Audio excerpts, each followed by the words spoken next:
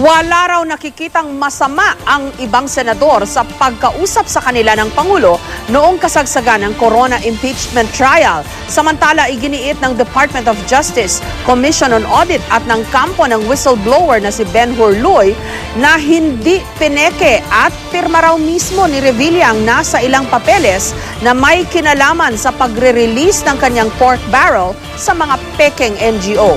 May report si Ruth Cabal. Ito ang mga larawang pinakita ni Senator Bong Revilla Jr. kahapon. Makikita rito si DILG Secretary Mar Rojas na nasa driver's seat. Ayon kay Revilla, si Rojas ang nagmaneho sa kanya patungo sa bahay ng Pangulo, kung saan pinakiusapan di umano siya para bumoto sa pagpapatalsik kay dating Chief Justice Renato Corona. Sabi ni Senator Ralph Recto, kinausap din siya ng Pangulo sa kalagitnaan ng impeachment ni Corona. Pero hindi naman daw siya pinilit ng Pangulo. I don't recall exactly, but the impeachment was also discussed. I am in the Liberal Party with the President, so there's no reason for us not to talk about many things. Kung si Rojas din ang naghatid sa kanya kay Pinoy, hindi na raw niya maalala. Sa pakikipag-usap namin kay Senator Jinggoy Estrada sa telepono, kinumpirma rin niyang nag-usap din sila ng Pangulo noong impeachment trial. Kung babalikan ang speech ni Estrada noong Setyembre, nasabi niya noon na may tumawag sa kanya at pinag-drive pa nga raw siya papuntang Malacanang. Hindi naman niya tinukoy kung sino ito. Nakipagpulong din daw noon sa Pangulo ang kapartido niyang si Senator TG Gincona. Pero di naman napag-usapan ang tungkol sa impeachment ni Corona. We always meet because we are members of the same party. We discuss a lot of matters. Biro naman ni Senator Lito Lapid, nagtatampo siya dahil di na imbitahan ng Malacanang. During the impeachment trial, sir, may nag-imbita ho ba galing Malacanang? Wala. Minsan nga, nagtatampo nga ako eh. Joke lang, joke. Sa gitna nito, iisa lang ang sagot ni Revilla. Kung sasabihin nila sinungaling ako, I challenge both of them.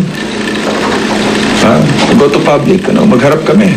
Ang hamong pagharap-harap, siya ring binato ng kampo ng whistleblower na si Ben Hurloy kay Revilla. Kung sa tingin ni Senator Revilla ay nagsisinungaling lang ang mga whistleblowers, bakit hindi kinonfront ni Senator Revilla ang mga whistleblowers sa Senado? Hindi niya ginawa eh. Dahil alam niya na totoo ang sinasabi ng mga whistleblowers na ito.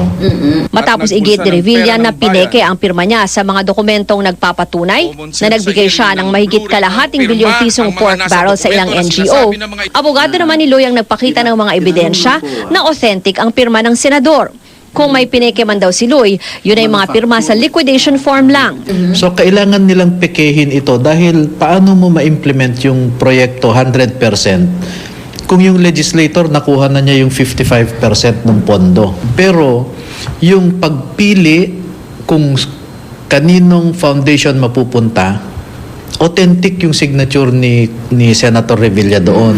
Habol naman ni Justice Secretary Laila De Lima kay Revilla, ipaliwanag kung anong mga dokumento ang pinakita niya sa Senado kahapon. Yung mga dokumento na yon, sigurado ang mga whistleblowers, sigurado yung mga investigador na these are authentic signatures ng mga lawmakers. Muli namang giniit ni Commission on Audit Chairperson Grace Pulido Tan na mismong si Revilla ang kumumpirma sa kanila na pirma niya ang mga nasa dokumentong nagre-release ng pondo. Yung NLDC at saka TLRC, ganon, no? At mukhang yung sulat, yung signature naman niya doon sa mga sulat na yun, tsaka yung signature doon sa sulat niya sa amin, pareho lang naman. May parehong dokumento pang mula kay Revilla noong 2007 at 2009. At sa pagsisiyasat ng COA, pareho ang pirma sa mga ito at di naman daw mukhang pineke. Ruth Cabal, GMA News.